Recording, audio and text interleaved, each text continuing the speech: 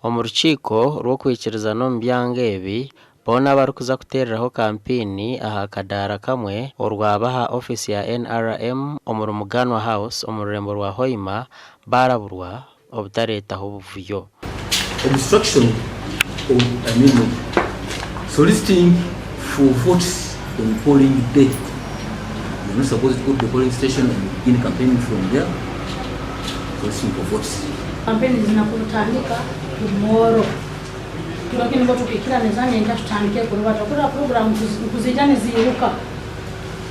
Makaruka nominations ati mutandike program speed tugenda mu elections.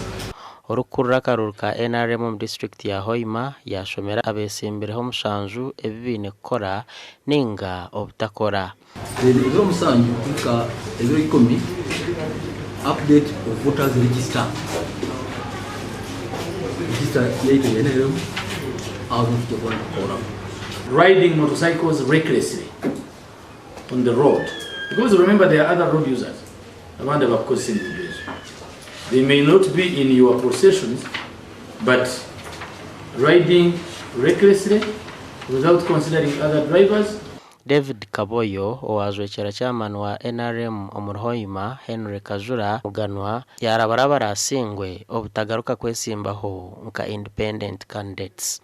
Independent agera kuruga muri ndo tine flaga beara otagamba Kaboyo kani inkorana hari kani kusimiza wala ya Mungu sikubone. Ndio tugenda kutwara kagwireyo na Mungu apata habari. Because nkuraga abandi bakuruga mu kusaba karuru nibatandika kujuma abandi. Agiye mu kusaba karuru yatenga kora kujuma bujuma. Let us go and present our agendas, our manifestos, and what we intend to do for our people.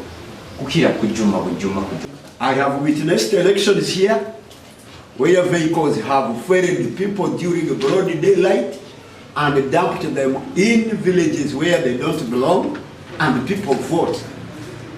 Abetsimbire harimu John Kwemara, Jackson Murindambura na Samuel Chakadongo bawereka kutina ngo akaruru nakaza kuba mu kushomba abantu okurwa mu district ezindi okugurira abatezi bakaruru ahawo butamanyo muhendo gwebyaro hamwe na register ekire. Mwamanya abakiri batuke miliyoni 6 kuruga bintu bino byatandikira.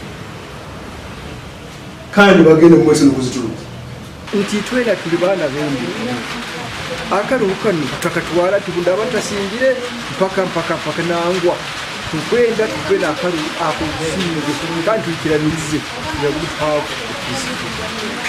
okutera kampeyini kuza kumarebera 21 ombyaro 318 omagombo 18 bitabandi nabajangu nibamanye byaro bitani 14. Akaruru kora akwate bendera ya NRM nikaza kuterwa 25 okwezi kwa 8 kandi akabona nikaza kuba 12 okwezi kwa 9. Entebe ya chairman wa Hoima ekasigaretine muntu bwayima ya kadri kirungi okufera mu rubutandu ya motoka yabire kiboga aharuguto rwa Hoima okuza Kampala gasha kwa Ambrose Nuwagaba Katoto.